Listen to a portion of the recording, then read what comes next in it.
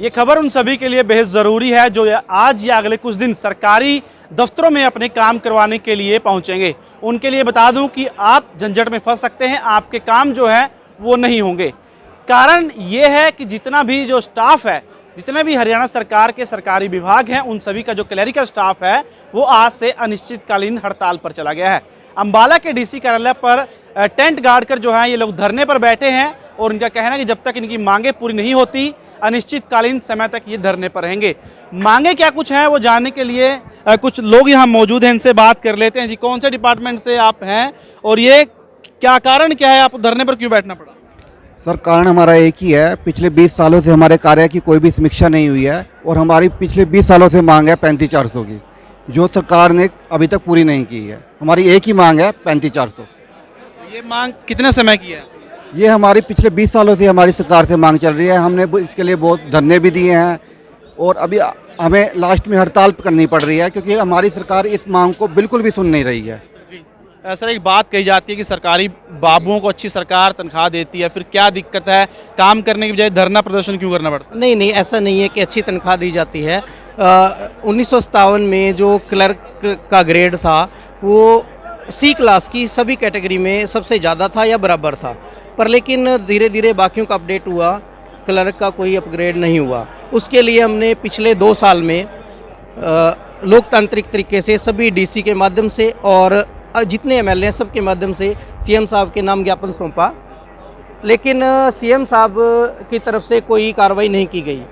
18 जून को हमारी तरफ से एक रोष प्रदर्शन किया गया करनाल में और वहाँ हमें लिखित में आश्वासन दिया गया कि 4 जुलाई से पहले या तो सीएम साहब या कैबिनेट हमारी मांग मान लेगी और या फिर सीएम साहब के साथ मीटिंग हो जाएगी। लेकिन कल चाल जुराई थी, अब तक कोई ऐसा सीएम साहब की तरफ से आया नहीं। बैठने का प्लान बनाया आपने? अनिश्चितकालीन है, जब तक हमारी मांगे पूरी नहीं होती तब तक ये क्लरिकल स्टाफ यहीं ऐसे ही बैठा रहेगा। कौन कौन से कर्मचारी हैं इसके अंदर? इसमें क्लर्क है, असिस्टेंट है, डिप्टी सुपरिटेंडेंट है, सुपरिटेंडेंट है, सभी क्लरिकल वर्ग इसमें बैठा हुआ है। रीढ़ की हड्डी कह सकते हैं बिल्कुल, क्योंकि क्लर्क आज ऐसा है टेक्निकल काम कर रहा है और लगभग 50 से ज़्यादा ऐसे पोर्टल हैं जिनके ऊपर क्लरिकल वर्ग काम कर रहा है। अब क्लर्क डायरी डिस्पैच वाला नहीं रहा है और 90 से ऑनलाइन सारा काम हो चुका है, तो टेक्निकल या फिर सम्मानजनक वेतन जो कि बाकी क्लास जो सी क्लास के जो वर्ग हैं, पोस्टें हैं, उनको दे दिया गया है, वो हम चाहते हैं कि हमारे को दिया जाए। ऐसे में लोगों को भी काफ़ी समस्याएं होने वाली हैं।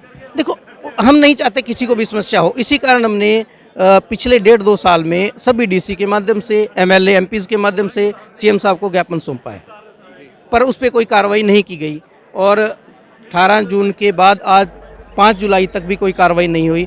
ये मजबूरन हमें करना पड़ रहा है। हम नहीं चाहते कि पब्लिक का काम रुके और अगर रुक रहा है या कोई दिक्कत आ रही है उसके लिए सरकार खुद जिम्मेवार है।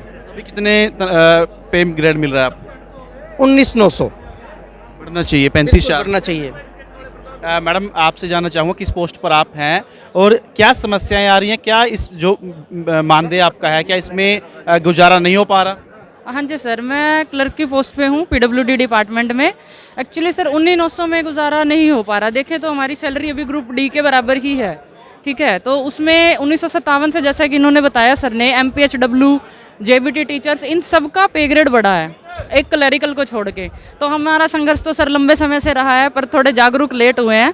पर अभी हमने जैसे कि ज्ञापन भी सौंपे हैं, हम अपने लेवल पे कोशिशें भी कर रहे हैं, इसलिए हमने ये धरना प्रदर्शन करा है अब। और सर ये अनिश्चित काल तक रहेगा जब तक हमारी मांगे नहीं मानी जाती। जब तक मांगे नहीं मानी जाती तब तक ये धरना जारी रहेगा। तो ये खबर, जैसे कि मैंने शुरुआत में भी कहा, उन सभी लोगों के लिए बेहद ज़रूरी है जो सरकारी कार्यालयों में अपने काम से जाने वाले हैं। तो उम्मीद है कि आपका काम नहीं हो पाए, क्योंकि जैसा कि ये जो कर्मचारी बैठे हैं ये सरकारी कार्यालयों की रीढ़ की हड्डी है, क्योंकि इसमें क्लर्क है, असिस्टेंट हैं या फिर डिप्टी सुपरिटेंडेंट हैं। तो ये कुछ कर्मचारी हैं जो ज़्यादातर काम जो है दफ्तरों का संभालते हैं। तो फिलहाल जब तक अनिश्चितकालीन इनकी हड़ताल है तो कहीं ना कहीं आम जनता को भी परेशानी होने वाली है और इनका साफ तौर पर कहना है कि 35,400 जो हक है वो लेकर रहेंगे।